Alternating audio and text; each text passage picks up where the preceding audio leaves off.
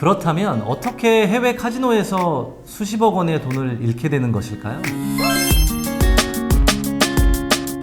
해외에서 카지노나 전기방을 운영하는 도박업자들은 한국에서 도박할 사람을 물색하는 사람, 즉 선수와 연결이 되어 있습니다. 이 선수는 연예인이나 사업가 등을 물색하여 친해진 다음 이들을 비행기 티켓을 끊어주면서 카지노가 있는 현지로 보냅니다. 그곳 공항에서는 도박업자 수하에 있는 자들이 이들을 기다리고 있고요.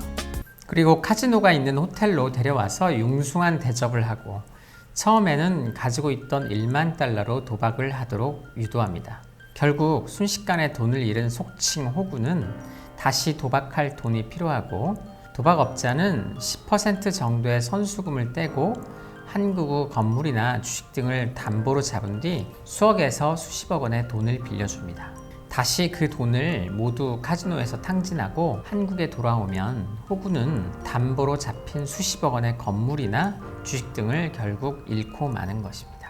그런데 제가 알기로는 도박을 하기 위해 돈을 빌렸다면 그 돈은 갚지 않아도 된다고 알고 있는데 실제로는 어떤지 좀 설명 부탁드릴까요, 변호사님? 도박을 하기 위해서 빌린 돈은 변제하지 않아도 된다. 이것은 한편으로는 맞고 한편으로는 틀린 이야기입니다. 첫 번째, 맞다라는 측면에서 이야기해 본다면 민법 제746조에는 불법의 원인으로 인하여 재산을 급여하거나 노무를 제공한 때 그 이익의 반환을 청구하지 못한다라고 규정하고 있습니다. 불법 원인 급여라고 하죠. 이 전형적인 예가 바로 불법 도박 자금을 빌려주는 것인데요. 이의 경우 해외 원정 도박은 불법이므로 당연히 그 돈을 변제하지 않아도 됩니다. 대여금 청구를 하면 원고가 지게 된다는 의미죠. 그러나 돈을 갚지 않는 경우 그 대여자들이 가만히 있지 않겠죠. 모든 불법적인 방법을 동원하여 본인과 심지어 그 가족까지도 협박하고 위협을 당할 것입니다. 그러한 경우 당사자가 경찰에 도움을 요청한다면 본인은 자신이 지은 죄, 도박죄, 그리고 외환관리법 위반 범죄 등을 모두 자백해야 합니다.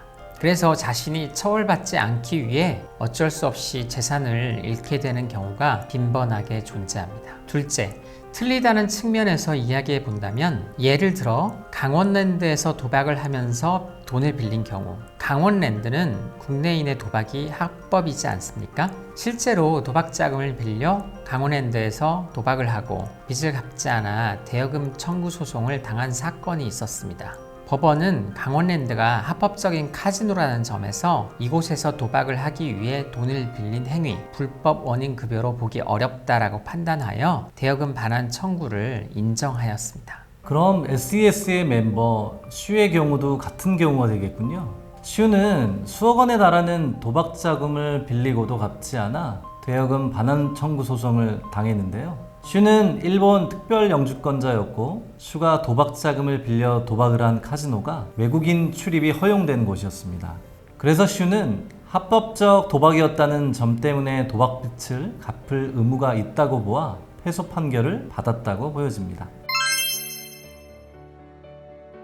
2022년 10월 필리핀에 거점을 두고 한국인 수백 명에게서 100억 원 이상을 뜯어낸 전화금융사기 조직 민준파 조직원 39명이 검거되었다는 언론 보도가 있었습니다. 또 필리핀에서 한국에 전화를 걸어 다수의 사기 행각을 벌인 보이스피싱 사범들이 여러 명 검거되었다는 소식도 전해옵니다. 이것은 필리핀 이민청 수배자 추적팀과 한국 경찰청에서 파견된 코리안 데스크 수사관들의 노력으로 맺어진 결과라고 하는데요. 이는 실제로 손석구 같은 파견 경찰이 존재하며 그들의 활약이 점점 성과를 거둬가고 있는 중이라고 볼 수 있습니다.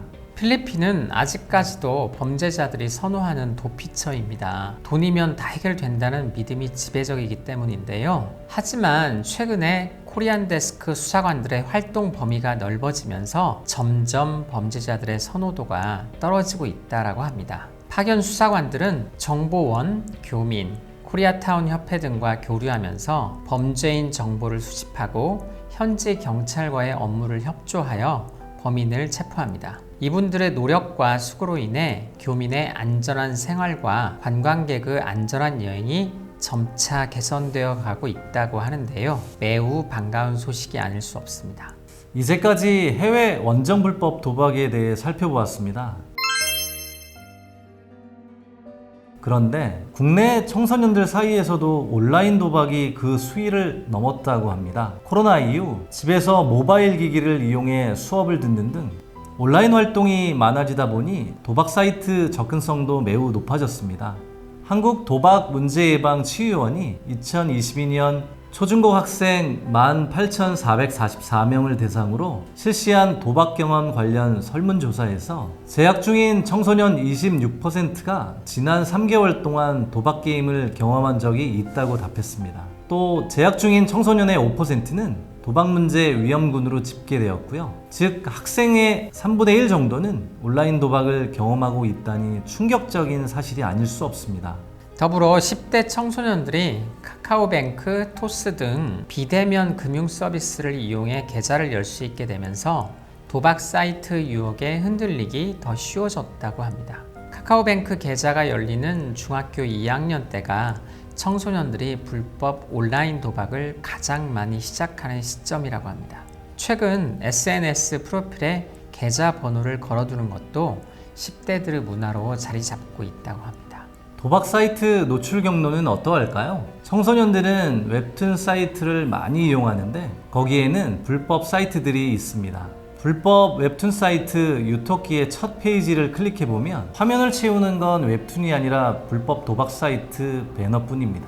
웹툰의 중요한 장면에도 도박 사이트 홈페이지가 기재되어 있고요. 불법 도박 사이트와 불법 웹툰과 성인물 사이트가 서로를 홍보하면서 상생하는 구조인데 이런 불법 사이트들은 해외에 서버를 두고 국내에선 가상사설망 VPN을 이용해서 당국의 추적을 피하고 있습니다. 상담센터를 찾아오는 청소년들은 이미 금전적인 문제나 형사적인 처벌을 받을 위기에 처한 경우가 대부분입니다. 도박을 하는 학생들이 정작 불법적인 도박인지도 잘 모르는 경우가 많은 게 현실이죠.